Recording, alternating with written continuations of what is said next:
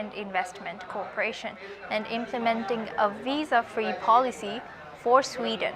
He has urged both sides to rebuild mutual trust through face-to-face and dialogue and called on Sweden to develop ties with China with an independent and strategic mindset.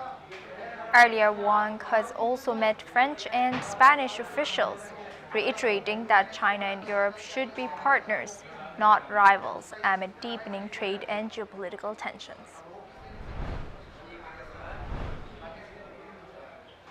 Justice Department to ask a grand jury to indict former Trump National Security Advisor John Bolton.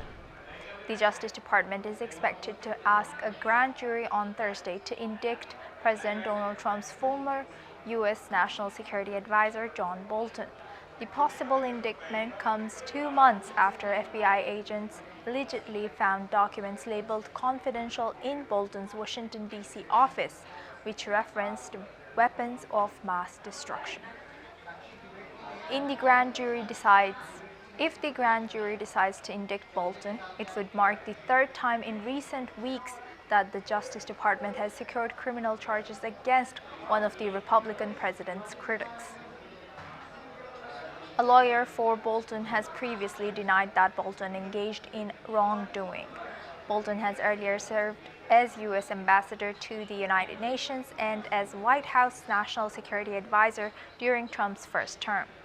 Before emerging as one of the president's most vocal critics, he described President Trump as unfit to be president in a memoir he released last year.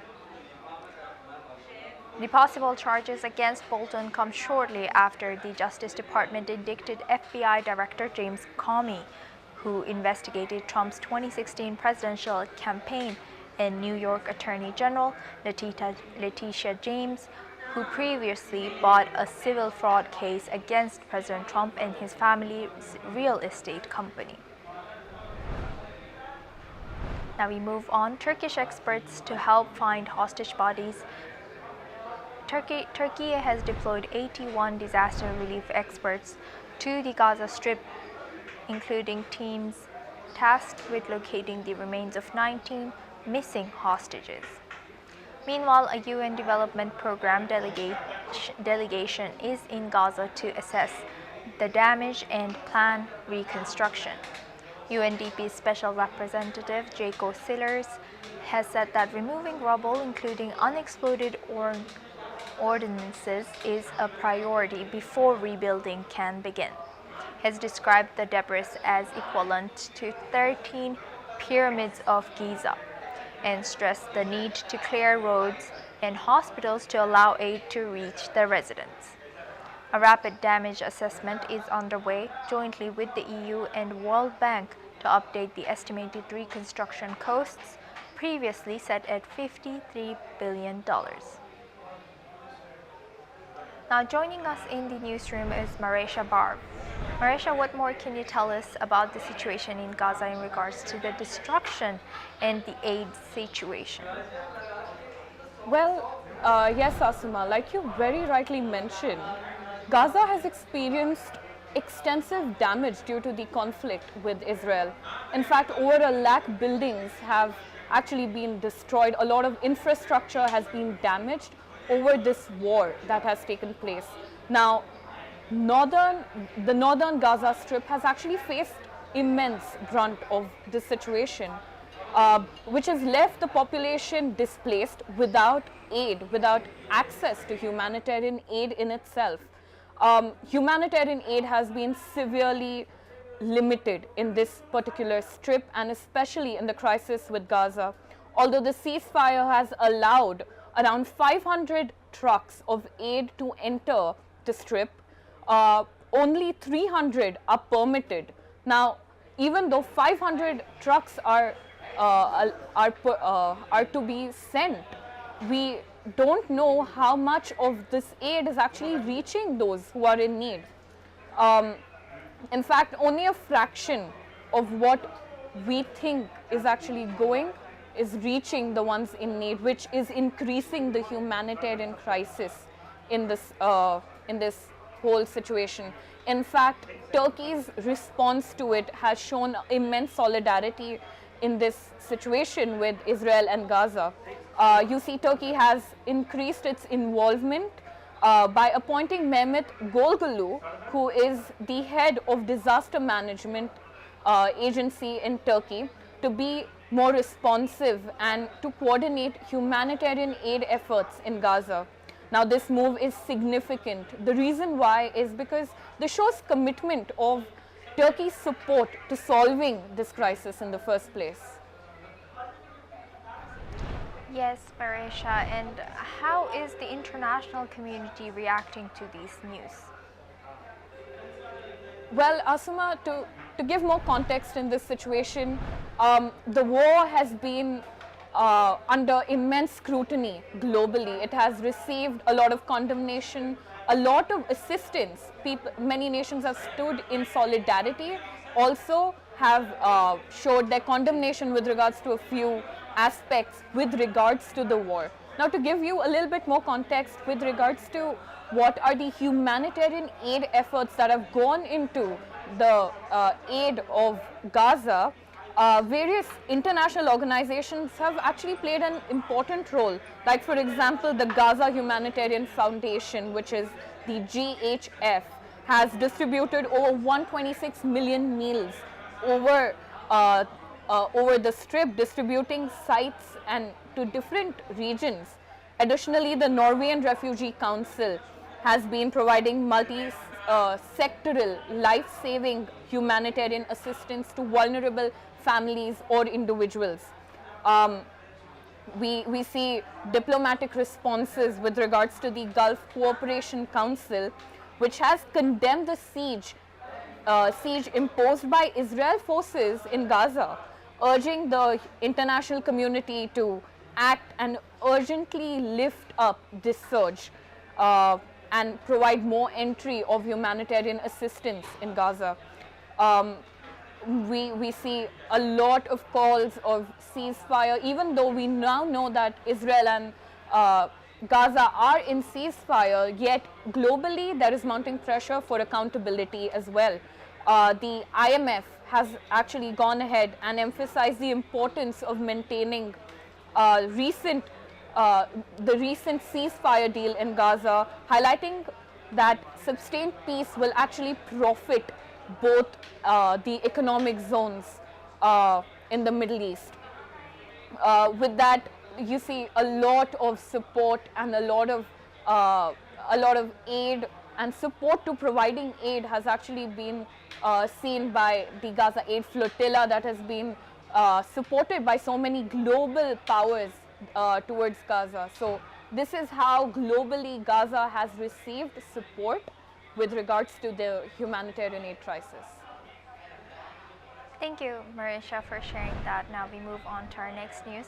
Following a deadly attack on a synagogue in northern England, British Prime Minister Keir Starmer has pledged to ensure that every member of the country's Jewish community feels safe and secure. Speaking during a visit to the Community Security Trust, an organization that provides protection for Jewish communities and monitors anti-Semitism, Starmer has emphasized that protecting the Jewish community is a core responsibility of the government. Let's in fact listen into British Prime Minister Keir Starmer and British Home Secretary Shabana Mahmood. On that, and underlying this is the question of tackling extremism, because there's the individual act, but there's the tackling extremism as well, and the social cohesion that is necessary. And we want to work with you on that to really step up the work the government is doing, and to make sure that every single member of our Jewish community in this country feels safe, secure, and that this is where their home is. This is the country they are part of, and it's our job to make sure that that is absolutely reflected in a deep sense of security in this country. So what we will do practical things on police presence, outside synagogues and other places of interest for the Jewish community. We've announced the extra funding today, but I know that there is a bigger question here for all of us to think about and try and find an answer to together. As the Prime Minister said, I'm looking at protest legislation and I'm looking at our wider legal framework as well. Now we move on. Families of detained French citizens in Iran warn detainees are exhausted. The families of the French couple who have been held by Iran for over 3 years have been sentenced to lengthy jail terms over charges of espionage have issued a statement. The families have warned that the convicted couple are increasingly exhausted and their lives are at risk. They are among several Europeans still held by Iran in what several European governments, including France, describe it as a deliberate strategy of hostage-taking by Tehran to extract concessions from the West. The couple's family has asked the French government to work for the couple's release. Let's in fact listen into what they have said. Avant-hier, j'ai reçu un appel de mon père. Aujourd'hui, je me fais la porte-parole de son épuisement, de son désespoir, de sa détresse et de sa colère. Nous, on sait que l'État français est mobilisé, mais encore une fois, aujourd'hui, les conditions de la confiance ne sont plus réunies et on attend de l'État français des résultats et par résultat, on entend la libération de Cécile et Jacques dans les jours à venir. Il y a une volonté délibérée de créer ce brouillard qui permet aux autorités iraniennes de monétiser en quelque sorte l'incompréhension pour obtenir des concessions, pour avancer des avantages dans ce qui est une négociation dans le cadre d'une prise d'otage. Dites-vous cela. Vous avez... Now we move on to our next news. German Defense Minister Boris Pistorius has told the Bundestag that while he supports an attractive military service to encourage voluntary enlistment, Germany may have to reintroduce mandatory military service if voluntary participation falls short. Pistorius' remarks come as part of the Chancellor Friedrich Merz's broader initiative to modernize Germany's armed forces amid growing security concerns in Europe.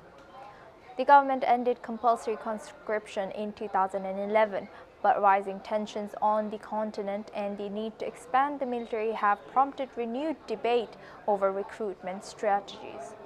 This is what the German Defense Minister has said.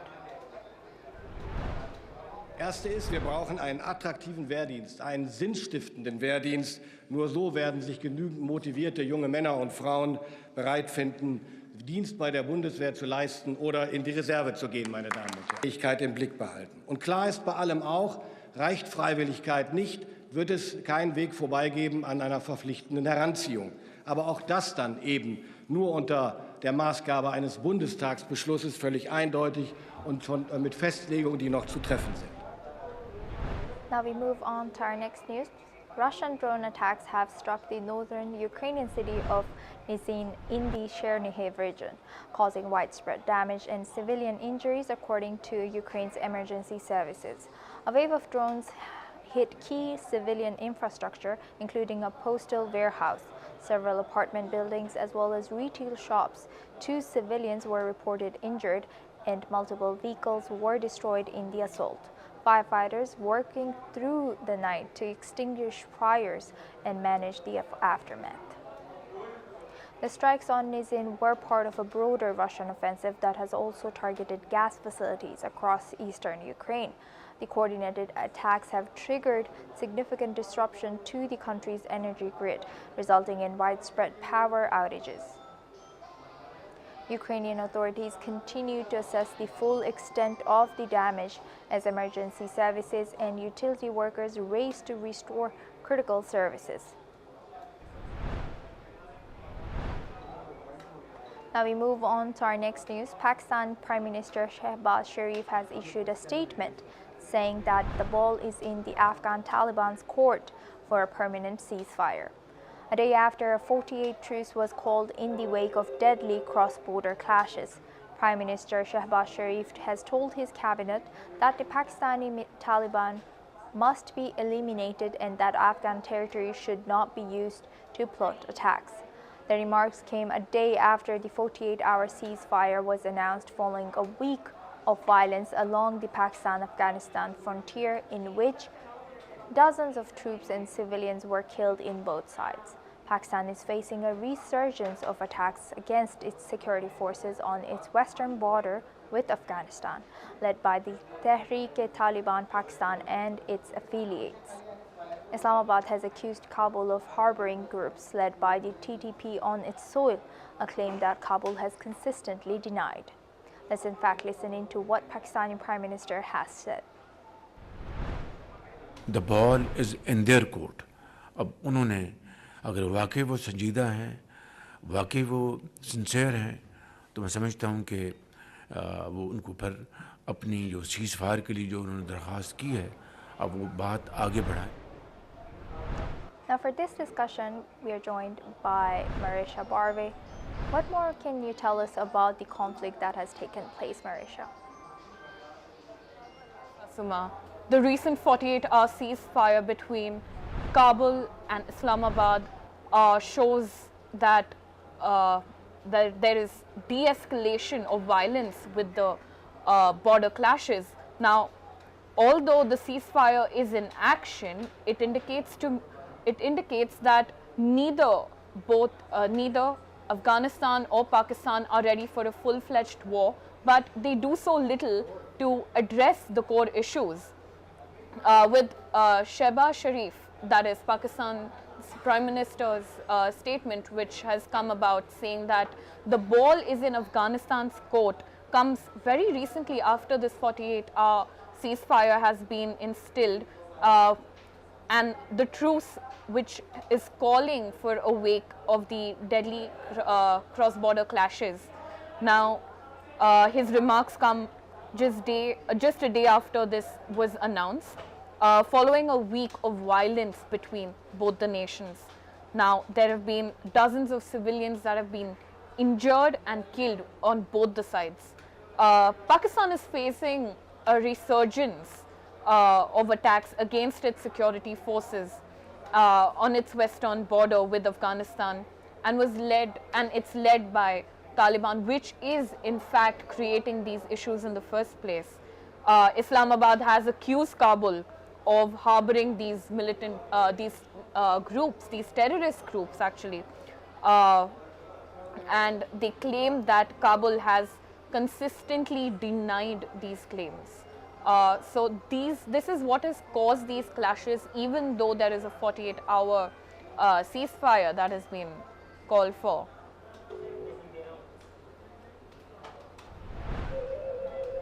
And Marisha, can you explain to our viewers why the Pakistan-Afghanistan border is such a sensitive location? Well, there are multiple factors, Asuma, that actually lead up or that have led for these clashes in the first place. Now, Pakistan and Afghanistan share a border. Now, this is called the Durand Line.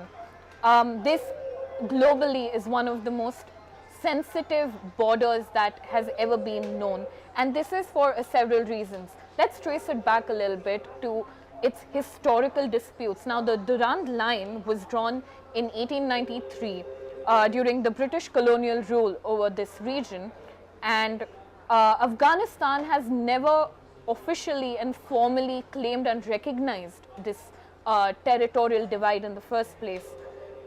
This leads to a long-standing dispute of disagreements that fuels tension between both the nations. Let's talk about the ethnical ties. Both the borders cut through traditional homeland for both the Pashtun people. This is a community that resides near this border.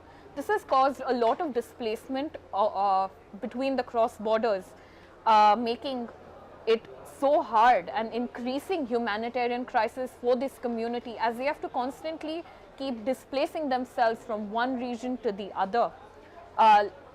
We have mounting security concerns that come about because the region is mountainous. This allows terrorist groups, that, including the Taliban, to actually reside and move freely in this region. Now, both countries actually accuse each other of harboring these terrorist groups, complicating security efforts as well. Also, like I mentioned, the displacement and refugee crisis, it is decades of conflict actually that have led to this cross-border clash. It also has a lot of geopolitical importance if you look at it. The border area is a strategic gateway for regional powers and international forces involved in Afghanistan, making it a hotspot for military operations, intelligence activities, and further diplomatic tensions. When you take into account its historic disputes, the ethnical ties, security concerns, and constant refugee displacement and humanitarian crisis, it just shows how deep and the gravitas of the whole Afghanistan and Pakistan clashes have been. And even though many a times it goes unrecognized, this has actually been a crisis that has been going on for quite some time, Asuma. We are grateful for the 48-hour ceasefire, and we certainly do hope that it further ends up in resolution and no more disputes creating any humanitarian crisis or loss of civilian deaths. Yes, thank you very much, Marisha, for joining us and giving that insight. Now we move on to our next news. Kenyan President William Ruto has joined thousands of mourners in viewing the body of the late opposition leader Raila Odinga, whose remains were repatriated from India earlier in the day. The emotional ceremony has marked a pivotal moment in the country's political and national history. Odinga, a veteran opposition figure and former prime minister, has died during a medical trip to India, triggering a nationwide outpouring of grief. His body was received with full honors, and a public viewing was held to allow the citizens and dignitaries to pay their final respects. However, the memorial was marred by chaos, as tens of thousands of mourners who had gathered at the stadium to see Odinga's coffin fled in panic after security forces fired gunshots and tear gas to manage the large crowds. The sudden violence caused confusion and fear, with many injured in the stampede. Despite this incident, the official viewing went ahead, with President Ruto and other top leaders present. The government has since pledged to investigate the actions of security forces and ensure that the remaining funeral proceedings are peaceful and dignified. Further national tributes and ceremonies are expected in the coming days as Kenya continues to mourn one of its most influential political leaders. Now we move on to Middle East. Qatar's Energy Minister Saad Al-Kaabi has stated that Qatar will not be able to do business in the EU, including supplying Europe with LNG to plug its energy gap, if further changes are not made to its corporate sustainability rules. Qatar, one of the world's top liquefied natural gas exporters, has argued that the EU's corporate sustainability due diligence directive, adopted in 2024, poses a significant risk to state-owned Qatar Energy. The EU rule requires larger companies operating in the EU to find and fix human rights and environmental issues in their supply chains or face financial penalties. This week, the European Parliament's Legal Committee has backed plans to water down the law, having faced pushback from companies, but Kaabi has said that the changes did not address the key concerns. Now we move on to our next news. International Monetary Fund Chief Kristalina Georgieva has urged member countries to keep trade as an engine of growth for the world economy, despite President Donald Trump's steep new tariffs, warning that a larger scale trade war could have negative consequences. Georgieva at the annual meetings of the IMF and World Bank has mapped out a sober view of a global economy that was doing better than feared when IMF and World Bank members last gathered in Washington in April, but still faced many risks, including inflation, high debt, and growing unrest in countries around the world. The relative calm of recent months was shattered last week when China imposed new export controls on rare earth metals needed for the technology sector, and Trump responded to it by imposing new 100% duties on Chinese imports. Let's listen in to what the IMF's managing director has said. Senegal asked for a program from the fund, and I can tell you they asked and we immediately responded. I met with the Senegalese delegation here. We had a very constructive discussion on what the objectives of a program could be, how to go about it, and we are dispatching a team immediately after the annual meetings to Senegal. So in that sense, we acted as soon as conditions allowed.